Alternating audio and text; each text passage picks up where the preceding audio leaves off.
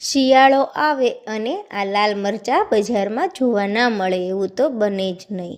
લાલ મરચાંની સાથે ધાણા અને લીલું લસણ પણ પૂરજોશમાં આવવા લાગે છે.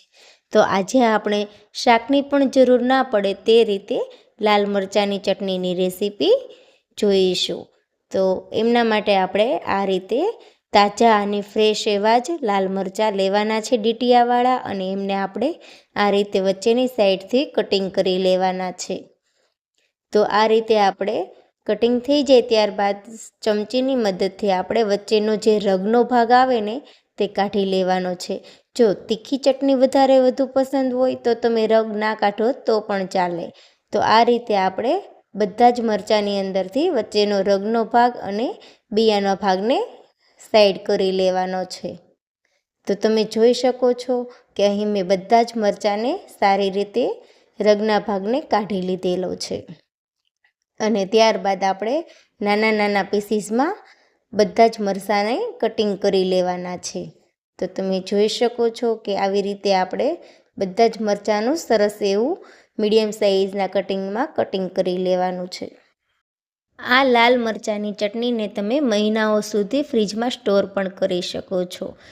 તો હવે આપણા બધા જ મરચાં સારી રીતે કટિંગ થઈને રેડી થઈ ગયા છે. એક મિક્સર જારમાં આપણે બધા જ મરચાંના કટિંગને એડ કરી લેવાના છે. એક બંચ અહીં મેં ધાણાનો લીધેલો છે અને મુઠ્ઠી જેટલું લીલું લસણ એડ કરવાનું છે, અને 4 થી 5 લસણની કળી આમાં એડ કરવાની છે, અને મુઠ્ઠી જેટલા આપણે સિંગદાણા એડ કરવાના છે, અને સ્વાદ અનુસાર આપણે તેમાં મીઠું એડ કરવાનું છે.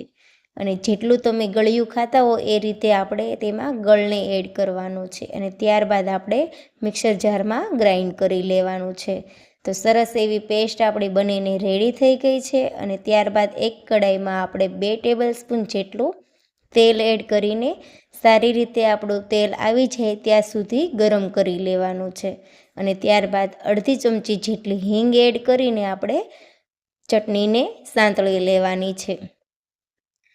જ્યાં સુધી આપણી ચટણી સારી રીતે સંતળાઈ ના જાય અને સાઈડ પરનું પાણી છે તે બળી ના જાય ત્યાં સુધી આપણે તેલમાં ચટણીને સાંતળી લેવાની છે.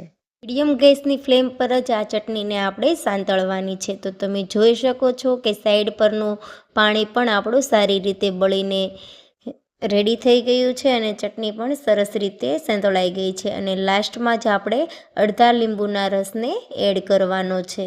સારી રીતે આપણી ચટણી સંતળાઈ જાય ત્યાર પછી તો તમે જોઈ શકો છો કે આપણી લાલ મરચાંની ચટણી બનીને રેડી થઈ ગઈ છે. તો તમને મારી આ રેસીપી કેવી લાગી તે મને કોમેન્ટ બોક્સમાં જરૂરથી જણાવજો, અને સાઈડ પર આપેલ બેલ આઇકન પર ક્લિક કરજો જેનાથી તમને અવનવી રસોઈના વિડીયો મળતા રહે. ચેનલને સબસ્ક્રાઈબ નથી કરી હજુ સુધી તો સબસ્ક્રાઈબ કરી દેજો, અને રૂપલની રસોઈને લાઈક, શેર, કોમેન્ટ જરૂરથી કરજો.